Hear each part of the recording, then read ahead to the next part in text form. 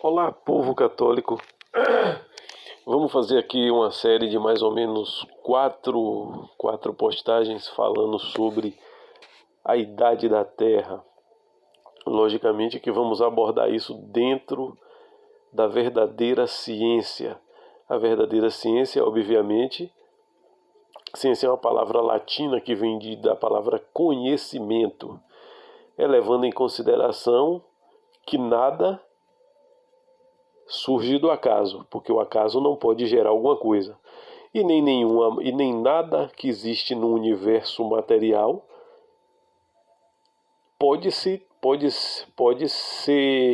autofeito, autoproduzido.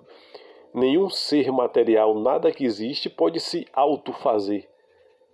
Alguém de fora teve que fazer. Alguém que transcende a tudo que é feito. Isso é uma coisa para uma pessoa, isso é uma lógica, né? Qualquer pessoa que esteja funcionando minimamente bem da cabeça, ela sabe que nenhum ser existente pode se autoproduzir. Então, os seres existentes só podem vir de uma origem que transcende a ele mesmo, né? Uma origem transcendental. Ou seja, tudo foi feito por Deus, que transcende todas as coisas. E lógico, se a matéria não se autofaz, logicamente Deus é um ser espiritual, não é palpável, não está ao alcance dos nossos sentidos. Então, um ser espiritual que criou todas as coisas, todo o universo material. E, evidentemente, antes que alguém venha com certas perguntas estúpidas, se achando sábio, coisas do tipo, ora, se Deus fez todas as coisas, então quem foi que fez Deus? Isso é uma estupidez, né? Que, óbvio, se Deus é o ponto de partida, não pode ter nada antes do ponto de partida, senão Deus não seria o ponto de partida de todas as coisas. Se Deus é o ponto de partida, não existe nada antes de Deus. Lógico, qualquer pessoa que, mais uma vez eu digo, que esteja funcionando, batendo bem da cabeça, conclui que Deus é um ser eterno. Ele sempre existiu, não tem nada antes dele. É bom sempre fazer essa abertura, né? Porque para desmascarar isso que hoje em dia é chamado de ciência, né? É uma ciência meramente materialista que estuda apenas aquilo que está ao alcance dos sentidos humanos. Obviamente, Deus é um ser metafísico, ou seja, está acima dos sentidos humanos. Portanto, sendo Deus um ser transcendente e superior e onipotente, a mais importante da ciência, que é desprezada pelos corruptores hoje da ciência, que é a teologia.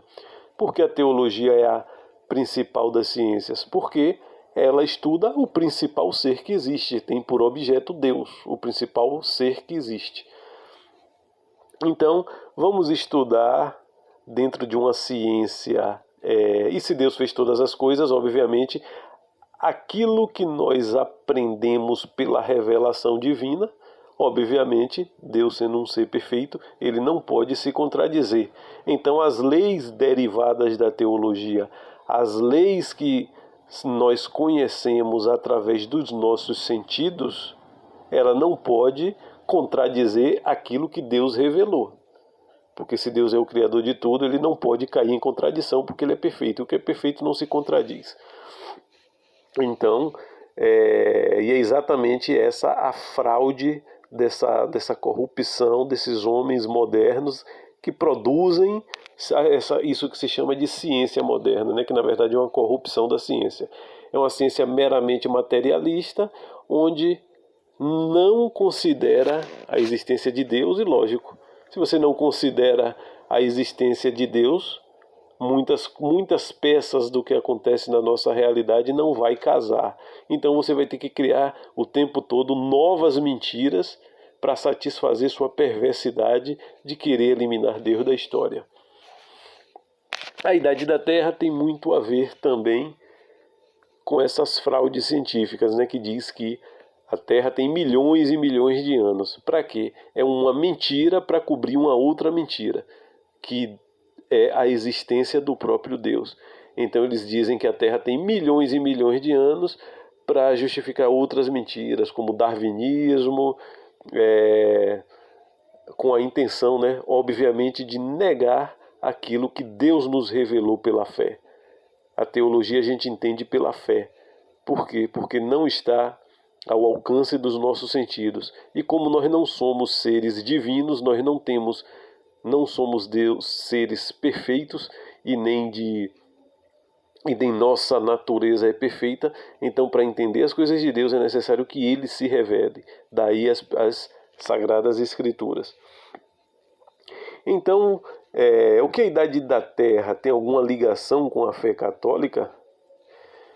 Então aqui, o autor do artigo, esse artigo aqui foi tirado do site Adelante la Fé, um site muito bom de língua espanhola, cujo autor atende pelo nome de Christopher Fleming. Então ele começa, né, com essa pergunta, com essa indagação: a idade da Terra tem alguma relação com a fé? Eu acredito que sim. Todos os católicos praticantes em todo o mundo acreditavam até o final do século XIX em uma Terra jovem medida em milhares de anos e não em milhões ou bilhões de anos. A razão óbvia é que até muito recentemente os católicos praticantes geralmente interpretavam as Escrituras literalmente. A Bíblia diz que Deus enviou um grande dilúvio para matar todos os homens, exceto Noé e sua família, e eles acreditaram nisso.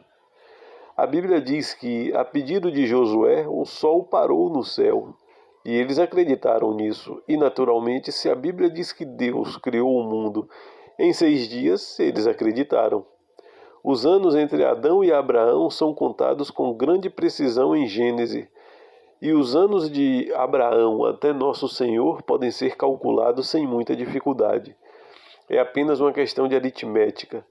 Hoje, se fizermos uma leitura literal da Bíblia, somando os anos entre a criação e Nosso Senhor e os anos de Nosso Senhor até hoje, chegamos a uma idade aproximada de 6.000 anos para a Terra. Sobre este assunto, há consenso unânime entre os padres da Igreja. Abaixo, para aqueles céticos que não confiam nessa palavra e com razão, ofereço algumas citações dos padres que demonstram sua crença em uma Terra jovem, derivada de uma interpretação literal do relato da criação. Essa lista não é de forma alguma exaustiva, mas é representativa.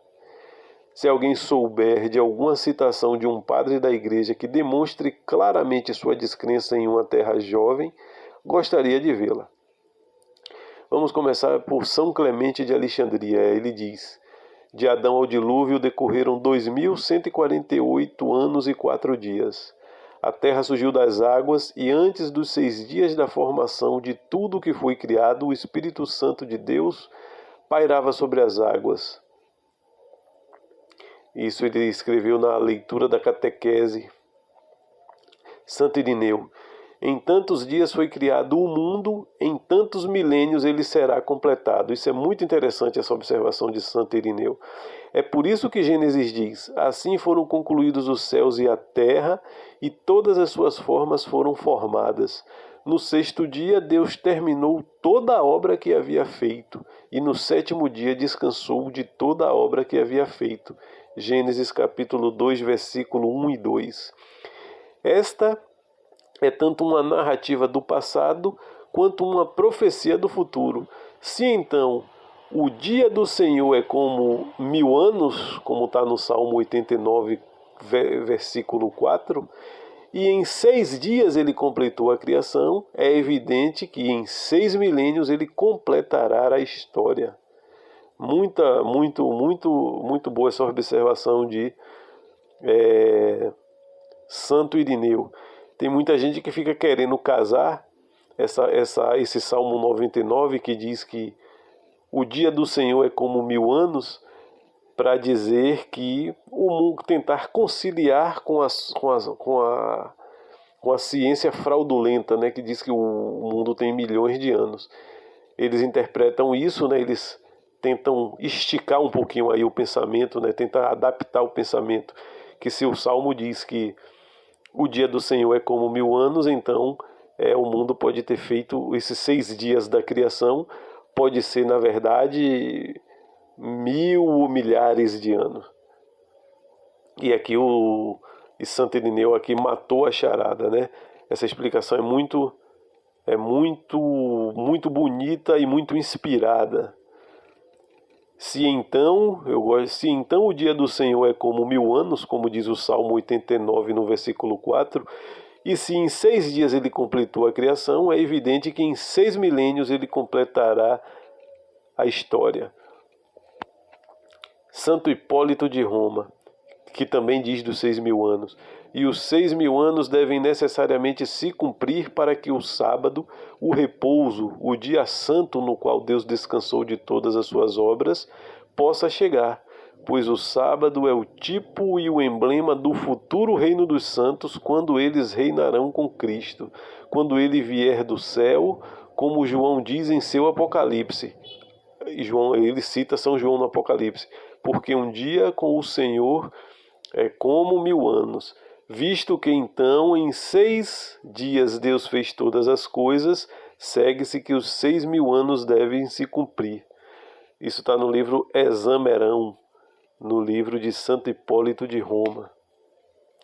Essas duas últimas citações são especialmente interessantes porque estabelecem um paralelo. É por isso que eu digo que isso foi muito interessante, essas observações. Estabelece um paralelo entre os 6 dias da criação e os supostos 6.000 anos da história do mundo, seguidos pelos 1000 anos do reinado de Cristo. O milenarismo é um tema comum entre os padres da Igreja, embora a Igreja o tenha rejeitado posteriormente, principalmente por ser considerado como fomentador do fanatismo apocalíptico. O que nos interessa agora é o paralelo entre os 6 dias da criação e os 6.000 anos do mundo. Só funcionam com uma interpretação literal do Gênesis. O famoso versículo de São Pedro: para o Senhor um dia é como 1000 anos e 1000 anos como um dia. Segundo a Epístola de Pedro, capítulo 3, versículo 8. É exatamente o que é essa passagem também que muita gente tenta conciliar com essas fraudes científicas de hoje, que o mundo tem milhões de anos. Mas essa passagem não foi usada na era patrística para defender a ideia de uma terra antiga, mas sim para projetar uma visão da história mundial que necessariamente se baseia numa leitura literal do Gênesis. Quando o milenarismo foi atacado, não foi como uma interpretação alegórica dos 6 dias da criação, embora essa tivesse sido a maneira mais fácil de fazê-lo, simplesmente porque uma leitura alegórica aos 6 dias da criação era estranha aos padres da Igreja, de entender que os 6 dias eram uma coisa meramente simbólicas. Não, eles entendiam 6 dias como 6 dias mesmo. Aí vamos pular para Teófilo de Antioquia, que diz: o número total de anos desde a criação do mundo é 5.695. Livro de Teófilo, capítulo 3, versículo 28. Orígenes: o relato mosaico da criação nos ensina que o mundo ainda não tem 10.000 anos, mas muito menos, na obra Contra Celsus. Eu acho que é o capítulo 1, versículo 19. Santo Efrém da Síria: ninguém deve pensar que a criação em 6 dias seja uma alegoria. Da mesma forma, não é permitido dizer que o que parece ter sido criado em 6 dias foi criado num único instante, e que alguns nomes representados nesse relato não são sem sentido ou significam outra coisa. Pelo contrário, devemos saber que assim como o céu e a terra foram criados no princípio, são verdadeiramente o céu e a terra, e nada mais sob esses nomes. Também tudo o que é mencionado como tendo sido criado, ordenado após a criação do céu e da terra, não é um nome vazio, mas a própria essência desses nomes. na obra Comentário sobre o Gênesis. Agora, São Basílio Magno diz: houve uma tarde, uma manhã, um dia, porque ele disse um dia e não o primeiro dia. Ele disse porque estava definido a duração de um dia e de uma noite, visto que 24 horas preenchem o intervalo de um dia. Obra Examerão, capítulo 2, versículo 8. São Gregório de Nissa: antes de começarmos, afirmo que não há nada de contraditório no que São Basílio escreveu sobre a criação do mundo e que nenhuma explicação adicional é necessária. Agora, Santo Ambrósio: as Escrituras estabeleceram uma lei segundo a qual 24 horas, incluindo o dia e a noite, devem ser chamadas de dia. No princípio, Deus criou o céu e a terra. O tempo provém deste mundo, não é anterior ao mundo. E um dia é uma divisão do tempo, não a sua origem. Muito boa explicação. Santo Agostinho: eles são enganados por documentos falsos que afirmam contar a história de muitos milhares de anos. Santo Agostinho ele já está aqui desmascarando essas fraudes de hoje, né? O interessante é que esses fraudulentos que dizem que o mundo tem milhões de anos nunca provaram absolutamente nada. E até porque não tem como provar. Se não se prova uma mentira. Eles são enganados por documentos falsos que afirmam contar a história de muitos milhares de anos, enquanto, de acordo com as Sagradas Escrituras, não se passaram mais de 6.000 anos. Na obra Cidade de Deus, capítulo 12, versículo 10. O caso de Santo Agostinho é notável não apenas por ele ser o mais importante padre da Igreja Latina, mas também por muitos evolucionistas o utilizaram para atacar a interpretação literal dos 6 dias do Gênesis. Olha aí os evolucionistas, né? Para ele impor a mentira da evolução, ele tem que, logicamente, desmanchar uma revelação divina, né? É a negação de Deus mesmo, né? Por isso que eles são inimigos de Deus. Na verdade, eles querem criar uma história paralela, né? Uma história para colocar em xeque as revelações. É verdade que, por um tempo, o santo de Hipona defendeu uma leitura simbólica da criação e, uma vez de 6 dias, de 24 horas, acreditava em uma criação instantânea, aparentemente devido a uma tradução ambivalente do versículo de Eclesiásticos, capítulo 18, versículo 1, que diz assim, que tem uma frase ali no latim, qui vivit in aeternum creavit omnia simul. Esse símbolo do final, que em latim normalmente significa de uma só vez, está aí a confusão, no grego original pode significar outra coisa. De fato, a Bíblia de Jerusalém o traduz assim: aquele que vive para sempre criou todas as coisas igualmente. Mais tarde, Santo Agostinho renunciou a essa interpretação simbólica e, no livro A Cidade de Deus, deixou claro que acreditava em uma criação de 6 dias literais e sucessivos. O que ele certamente nunca acreditou foi em um mundo com milhões de anos. Em resumo, existe um consenso entre os padres da Igreja sobre a criação. Nenhum deles acreditava na evolução das espécies, embora essa ideia já fosse conhecida em sua época. Todos interpretaram o relato da criação no Gênesis literalmente, e todos acreditavam em uma terra jovem, com apenas alguns milhares de anos.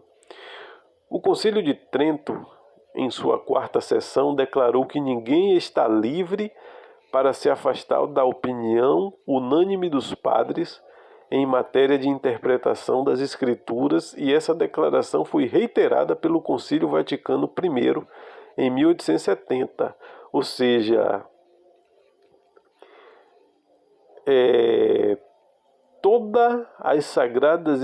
todas as interpretações das Sagradas Escrituras que foram feitas de forma unânime pelos padres da Igreja, não é lícito se duvidar. É o que diz o Concílio Dogmático de Trento e reiterado pelo Concílio Vaticano I, de 1870. A origem das espécies de Charles Darwin, isso por si só me basta. Creio em uma terra jovem porque é que todos os católicos em todo o mundo acreditaram, desde o início até o tempo relativamente recente, e porque é a opinião unânime dos padres da Igreja. Outra questão é a evidência científica a favor de uma posição ou outra. Simplesmente repito as palavras dos doutores da Igreja, São Roberto Bellarmino, quando confrontado com as teorias de Galileu. Na época de Galileu, São Roberto Bellarmino disse o seguinte: digo que, se houvesse uma demonstração verdadeira de que o Sol está no centro do universo, então seria necessário proceder com muita cautela para explicar as passagens das Escrituras que parecem contrárias. Mas não creio que exista tal demonstração. Nenhuma me foi apresentada e, em caso de dúvida, não se pode afastar-se das Escrituras conforme explicadas pelos santos padres. Deixaremos o tema das evidências científicas para mais tarde, até porque vai haver outros posts que continuarão a esse aqui. Esse aqui é só, estamos apenas fundamentando teologicamente, né? Teologia, que é a mais importante das ciências, mas que nesse mundo de corrupção, a teologia é colocada como uma ciência como outra qualquer. E até sem importância mesmo, né? Como se fosse só uma coisa de pessoas religiosas. Até isso eles fraudam. Mas por ora, no que diz respeito aos bilhões de anos, pode-se dizer que não acredito que exista tal prova, nenhuma me foi apresentada, e não foi até hoje. Portanto, até que eu veja provas irrefutáveis de que a Terra tem bilhões de anos, em caso de dúvida, não se pode afastar das Escrituras conforme explicadas pelos santos padres. São Tomás de Aquino afirma que um erro em nossa visão do mundo natural distorce nossa visão das coisas espirituais. E isso é evidente. A negação da realidade já é uma deformação espiritual, né? Quando a gente começa a negar a realidade, nós não estamos mais na verdade. E o que é a verdade? A verdade é aquilo que tem como ponto de partida o próprio Deus, que é o autor da realidade. Então, São Tomás ele afirma, né, que um erro na nossa visão no mundo natural distorce nossa visão das coisas espirituais. Além disso, é um erro em consequências terríveis, porque além de minar a infalibilidade das Escrituras e da tradição, torna possível a evolução que, 100 bilhões de anos, não pode ser acreditada nem mesmo pelo ateu mais convicto. Então é uma imposição de algo para é uma imposição de uma mentira para justificar a outra. Muitos católicos, quando abordam este tema, me acusam de ser fundamentalista nas Escrituras, como fazem muitas seitas protestantes hoje em dia. No entanto, a interpretação literal da Bíblia é a interpretação católica por excelência. Como demonstrado com os padres da Igreja, citado aqui anteriormente, o Gênesis foi interpretado literalmente desde o início. É claro que existem leituras alegóricas e simbólicas na Bíblia, e os padres não as rejeitaram. Mas o grande erro é acreditar que um tipo de interpretação exclui o outro. Nada poderia estar mais longe da verdade. A leitura figurativa baseia-se na leitura literal. A leitura literal sempre vai estar prevalecendo, e a leitura figurativa baseia-se na literal. Por exemplo, os padres unanimemente viam a Virgem Maria como a nova Eva. A nova Eva é uma coisa simbólica. Para fazer essa leitura figurativa é necessário primeiro acreditar em uma Eva literal, porque caso contrário tudo permanece no reino da mitologia. Outro exemplo é a interpretação que fizeram da Arca de Noé como uma figura da Igreja Católica, fora da qual ninguém pode ser salvo. A Arca de Noé, quem não estava na Arca de Noé não se salvou do dilúvio. Então ali já é uma prefiguração da Igreja Católica, fora da qual também ninguém será salvo. Para fazer essa interpretação figurativa do dilúvio, é preciso primeiro acreditar que ele realmente ocorreu como um evento histórico e não como um conto de fadas. Se o dilúvio for apenas uma história bonita, então a igreja também o será, e sua exegese perderá todo o seu poder. A inerrância nas escrituras é um dogma de fé.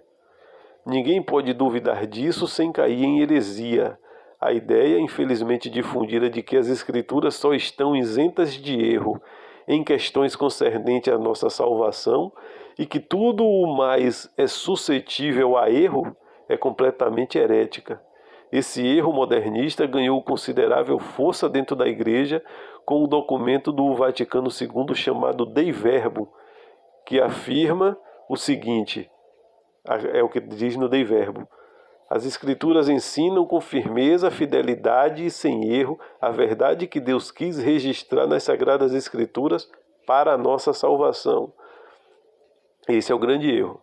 Esta passagem pode ser interpretada ortodoxamente, mas também heterodoxalmente, algo típico dos documentos ambíguos do concílio. No entanto, se quisermos ter uma base sólida, devemos voltar a um tempo em que a Igreja se expressava com linguagem concisa e clara, para que ninguém pudesse se confundir sobre onde reside a verdade, nem se esconder atrás de ambiguidade. A encíclica Providentíssimos Deus, de Leão XIII, do ano de 1893, condena explicitamente o erro mencionado e reafirma a doutrina perente da inerrância absoluta das Escrituras. Assim diz o documento de Leão XIII: o que de modo algum se pode fazer é limitar a inspiração apenas a certas partes das Escrituras ou admitir que o autor sagrado cometeu erro. De fato, os livros que a Igreja recebeu como sagrados e canônicos, em sua totalidade e em todas as suas partes, foram escritos sob a inspiração do Espírito Santo, e admitir o erro está tão longe da inspiração divina que não só o exclui absolutamente, como o exclui e o rejeita com a mesma necessidade com que é necessário que Deus, a suprema verdade, não seja autor de nenhum erro. Tal é a antiga e constante crença da Igreja. Segue-se que aqueles que pensam que nas passagens autênticas dos livros sagrados pode haver algo de falso, ou destroem o conceito católico de inspiração divina, ou fazem Deus autor do próprio erro. Documento Providentíssimos Deus. Leão XIII, na mesma encíclica Providentíssimos Deus, fala sobre como devemos interpretar as Escrituras. Aí ele prossegue: siga religiosamente o sábio preceito dado por Santo Agostinho. Não se afaste de modo algum do sentido literal e óbvio, a menos que tenha alguma razão que o impeça de aderir a ele ou que o obrigue a abandoná-lo. Uma regra que deve ser observada com ainda mais firmeza, porque há um perigo maior de ser enganado em meio a tanto desejo por novidades e tanta liberdade de opinião.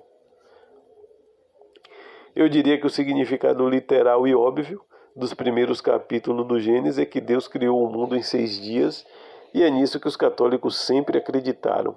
Historicamente, nós católicos sempre fomos aqueles que interpretaram as Escrituras literalmente, em contraste com os hereges protestantes que preferiram uma interpretação figurativa.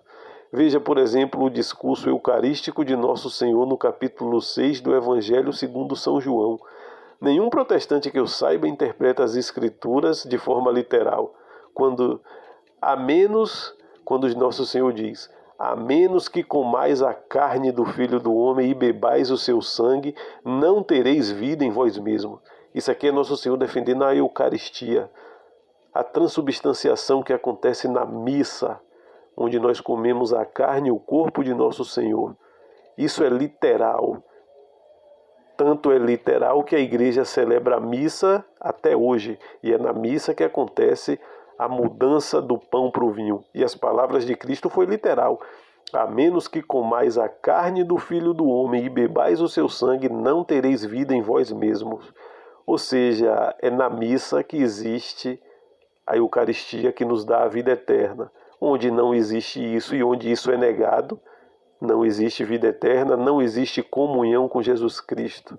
E é interessante que é justamente aí, nesse sentido, os hereges do protestantismo dizem que isso é uma simbologia, sendo que as palavras são literais e a igreja celebrando a missa até hoje mostra que não é literal, que é literal e não figurativo. Os protestantes também não interpretam essas palavras literalmente. Jesus dizendo a Pedro: Tu és Pedro, e sobre esta pedra edificarei a minha igreja. Minha igreja. Jesus fundou uma igreja, sim. Minha igreja. Minha é um pronome de posse. E minha igreja no singular. Ele não fundou várias igrejas. E aquele que Jesus continua: E as portas do inferno não prevalecerão contra ela. Ou seja, o mal não vai prevalecer sobre a igreja. Dar-te-ei as chaves do reino dos céus, e tem a continuação.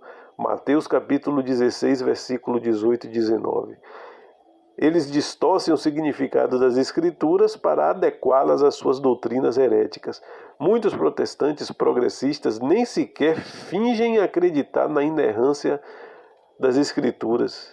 Interpretam tudo como uma bela coleção de contos morais sem qualquer significado mais profundo. Transformam a palavra de Deus em apenas mais uma opinião sujeita aos seus caprichos e conveniência. Os protestantes que ainda acreditam na inerrância das Sagradas Escrituras interpretam o relato da criação literalmente e estão certos em fazê-lo, pois essa é a interpretação católica tradicional. Onde eles erram geralmente não é no Antigo Testamento, mas no Novo. O problema deles é uma Bíblia infalível e inútil sem alguém que forneça a interpretação correta. Eles não têm capacidade de interpretar a revelação de Deus. Por isso que nós temos a igreja, a inspiração do Espírito Santo, que ilumina a inteligência dos homens da igreja para que venha a interpretação correta. Sem uma autoridade suprema, que no nosso caso é a igreja, para resolver suas dúvidas interpretativas, cada seita propõe doutrinas diferentes e o resultado é o caos. Os católicos, ao contrário dos protestantes, têm a enorme vantagem de contar com o magistério da igreja. Se seguirmos os padres da igreja, os sensus fidei dos primórdios do cristianismo e os pronunciamentos infalíveis dos concílios e dos papas, não podemos nos desviar. Isso chama-se tradição, e toda tradição aponta para uma terra jovem. Por muito tempo, na guerra espiritual contra o mundo, nós católicos lutamos em retirada, cedendo terreno à medida que perdíamos batalha após batalha. Hoje, muitos católicos se contentam com a permissão do Estado para se reunirem em uma igreja para rezar. Não ousam professar sua fé em público, muito menos rezar em público. Muitos sequer ousam professar seu catolicismo por medo do ridículo, do desprezo e, diga-se de passagem, do ódio de grande parte da sociedade. Então ficam ali guardando a sua fé escondidinha. Mas essas pessoas que fazem isso é sempre bom lembrar. Jesus disse, que quem não testemunhar ele diante dos homens, também não dará testemunho de nós diante de Deus. Quem rejeita Jesus aqui na terra será rejeitado por Jesus diante de Deus. É sempre a mesma coisa, quanto mais cedemos na tentativa de apaziguar o inimigo, mais implacável se torna o ataque contra a igreja. Creio que essa sequência de derrotas se deve principalmente ao fato de nós católicos termos duvidados da inerrância da palavra de Deus. Nossa fraqueza diante do mundo se deve fundamentalmente à falta de fé em Deus. Ao cedermos quanto à inerrância das Escrituras, permitimos que o inimigo ditasse as regras do jogo, e Napoleão já disse que, se pudesse escolher o campo de batalha, sempre venceria. Renunciar à inerrância das Escrituras e tentar converter o mundo é como lutar contra tanques de guerra com paus e pedra. Creio que é hora já de recuperarmos parte do terreno que perdemos para o inimigo. Nós católicos devemos voltar a crer no que Deus nos revelou, assim como sempre cremos. Nenhum ser humano estava vivo quando a terra foi criada, portanto ninguém pode testemunhar sobre ela. Somente Deus estava presente. Logo, somente o seu testemunho tem valor. Devemos voltar a confiar em sua palavra, em vez de nos apoiarmos no que os sábios e eruditos desse mundo nos dizem. Devemos nos livrar do nosso complexo de inferioridade em relação à ciência, como se a teologia fosse uma perda de tempo excêntrica em comparação, e não como a mãe das ciências. E é assim que o mundo corrompeu o conceito de ciência, né? A teologia é colocada como se fosse algo, como se não fosse a mãe de todas as ciências. A teologia é apresentada como mais uma entre muitas ciências. É como se não existisse uma hierarquia nas ciências.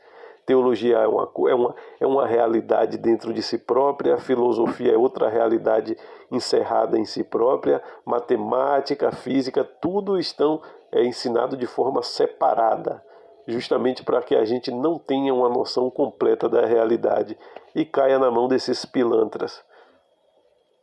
É uma busca nobre e fascinante investigar os segredos da natureza criados por Deus. A Igreja nunca foi contra a ciência. No entanto, a fé católica que deve iluminar a ciência e não o contrário. Mais uma vez, um texto belíssimo do site Adelante la Fé, escrito por Christopher Fleming. Espero que tenha gostado e ajudado aí na compreensão de vocês que vivem aí nesse mundo turbulento, onde se nega até a verdade, né? É até interessante, as pessoas acreditam na ciência. O que é a ciência? A ciência é o conhecimento da verdade. E a verdade é algo objetivo. A verdade não pode ser duas verdades sobre a mesma coisa. A verdade, ela não se contradiz. E essas mesmas pessoas que dizem acreditar tanto na ciência, né, acredita também na liberdade de opinião. Ora, a opinião a gente dá quando não tem certeza. Se você tem certeza, você tem conhecimento. Você tem um conhecimento objetivo de uma verdade que é objetiva. Se a verdade é objetiva, como é que você se acha livre para opinar sobre algo que é verdadeiro? É totalmente contraditório, mas esse é o mundo criado pelos inimigos aí de Deus. Então, ficamos aqui nessa primeira postagem sobre a idade da Terra. Virá pelo menos aí mais outras 3. E se ajudou, pode repassar para outras pessoas, né? Para fortalecer aí um pouco o nosso conhecimento.